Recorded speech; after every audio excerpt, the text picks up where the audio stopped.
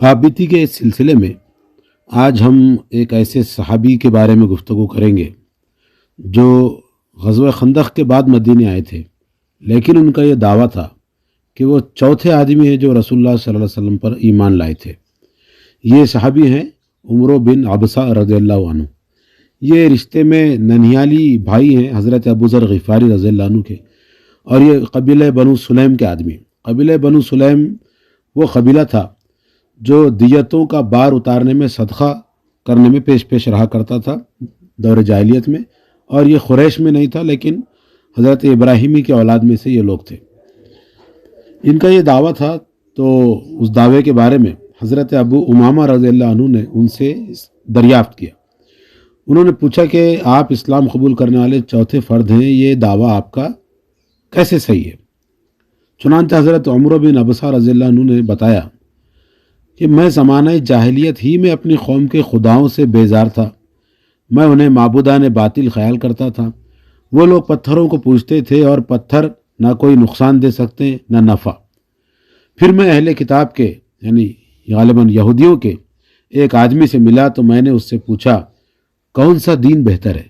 اس نے بتایا کہ مکے میں ایک آدمی ظاہر ہوگا جو اپنی قوم کے معبودوں کو چھوڑ دے گا اور ان کے سوا کسی اور معبود کی طرف بلائے گا۔ وہ سب سے بہترین دین لائے گا۔ جب تم اس کے بارے میں سنو تو اس کی پیروی کرنا۔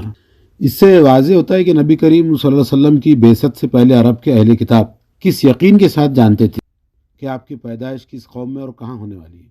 قرآن نے اسی بنا پر فرمایا ہے کہ وہ تو اس کو اسی طرح پہچانتے ہیں جس طرح کوئی مہجور باپ اپنے بیٹوں کو پہچانتا ہے۔ خیر، تو بس اس کے بعد میرا مقصد مکہ کو جانا ہی ہوا کرتا تھا، لہذا میں موقع بموقع وہاں جایا کرتا اور لوگوں سے پوچھتا کہ یہاں کوئی خاص واقعہ ہوا ہے۔ وہ کہا کرتے نہیں، تو میں گھر لوٹ آتا۔ میرا گھر مکے کے راستے سے زیادہ دور نہ تھا، لہذا میں مکے سے باہر جانے والے قافلوں سے بھی پوچھا کرتا تھا کہ مکہ کی سناؤ، وہاں کی کوئی خاص خبر ہے یا کوئی واقعہ وہاں ہوا ہے؟ وہ کہا کرتے نہیں۔ اسی دوران میں ایک دن جب میں راستے میں کھڑا تھا، ایک سوار میرے پاس سے گزرا۔ میں نے اس سے پوچھا کہاں سے آ رہے ہو؟ اس نے کہا مکے سے۔ میں نے پوچھا وہاں کی کوئی خبر؟ اس نے کہا ہاں، وہاں ایک آدمی نے اپنی قوم کے معبودوں کو چھوڑ دیا ہے اور اب وہ لوگوں کو کسی اور معبود کی طرف بلاتا ہے۔ میں نے دل میں کہا یہی تو وہ آدمی ہے جس کی مجھے تلاش تھی۔ چنانچہ میں نے رخت سفر باندھا اور مکے کا رخ کیا۔ میں آپ کے بارے میں پوچھتا رہا اور میں نے قریش کو آپ کے سخت خلاف پایا۔ ظاہر یہ ابتدائی زمانے کی بات تھی، تو قریش آپ صلی اللہ علیہ وسلم کے عام طور پر دشمن تھے۔ پھر مجھے بتایا گیا کہ وہ تو چھپے ہوئے ہیں اور ان تک صرف رات کے وقت پہنچا جا سکتا ہے جب وہ بیت اللہ کا طواف کرتے ہیں۔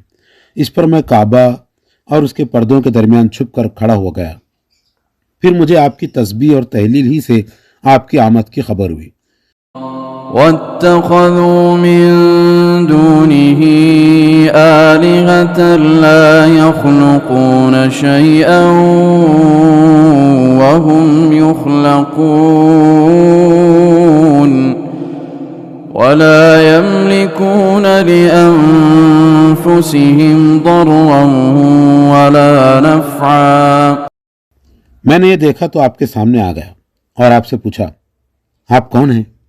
آپ نے فرمایا میں اللہ کا پیغامبر ہوں۔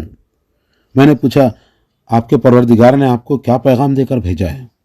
آپ نے فرمایا یہ کہ اللہ ہی کی عبادت کی جائے، اس کے ساتھ کسی کو شریک نہ ٹھہرایا جائے، خون نہ بہایا جائے، صلہ رحمی کی جائے، راستوں کو پرامن بنایا جائے اور بتوں کو توڑ دیا جائے۔ میں نے پوچھا اس دین میں آپ کے ساتھ کون کون ہے؟ آپ نے فرمایا ایک آزاد اور ایک غلام، یعنی آپ کی مراد تھی کہ حضرت ابو بکر رضی اللہ عنہ سے آزاد کی مراد تھی اور غلام سے مراد حضرت زید رضی اللہ عنہ۔ میں نے کہا کیا ہی اچھا پیغام دے کر اللہ نے آپ کو بھیجا ہے۔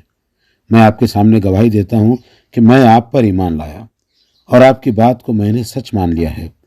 پھر میں نے عرض کیا آپ اپنا ہاتھ بڑھائیں، میں آپ سے بیعت کرنا چاہتا ہوں۔ آپ نے اپنا ہاتھ بڑھایا تو میں نے آپ سے اسلام پر بیعت کر لی۔ چنانچہ میں نے دیکھا کہ میں چوتھا اسلام لانے والا ہوں۔ میں نے عرض کیا میں آپ کے ساتھ رہ کر آپ کی پیروی کرنا چاہتا ہوں۔ آپ نے فرمایا جو پیغام میں لے کر آیا ہوں اس سے لوگوں کی ناگواری تم دیکھ ہی رہے ہو۔ ان حالات میں تمہارے لیے یہ ممکن نہ ہوگا، اس لیے یہی بہتر ہے کہ ابھی اپنے گھر والوں کی طرف لوٹ جاؤ، پھر جب تمہیں معلوم ہو کہ میرا غلبہ ہو گیا ہے تو میرے پاس آ جانا۔ عمر بن ابسہ کہتے ہیں، میں اسلام قبول کرنے کے بعد گھر لوٹ آیا۔ ایک عرصے بعد رسول اللہ صلی اللہ علیہ وسلم ہجرت کر کے مدینہ آ گئے۔ میں اس عرصے میں وہیں اپنے گھر میں بیٹھا آپ کے بارے میں لوگوں سے خبریں لیتا رہتا تھا، یہاں تک کہ مدینے کے کچھ سوار آئے اور میں نے ان سے پوچھا، وہ شخص جو مکے کا رہنے والا تمہارے پاس آیا ہے اس کی کیا خبر ہے؟ انہوں نے بتایا، ان کی قوم ان کے قتل کے در پہ رہی، لیکن خدا کو منظور نہ تھا، اس لیے وہ کچھ نہ کر سکے، اور اب ہم یہ دیکھ رہے ہیں کہ لوگ تیزی سے ان کی طرف بڑھ رہے ہیں اور اسلام قبول کر رہے ہیں۔ عمر بن ابسہ کہتے ہیں، میں نے اپنی سواری پکڑی اور آپ کے پاس مدینے آ پہنچا۔ میں آپ کی خدمت میں حاضر ہوا اور آپ سے گزارش کی، اے اللہ کے رسول، کیا آپ مجھے پہچانتے ہیں؟ آپ نے فرمایا، ہاں، تم وہی سلمی ہو جو میرے پاس مکے میں آیا تھا، اور میں نے اس وقت تم سے یہ اور یہ باتیں کی تھیں اور تم نے مجھ سے یہ اور یہ کہا تھا۔ عمر کہتے ہیں کہ میں نے عرض کیا، کیوں نہیں، میں وہی تو ہوں۔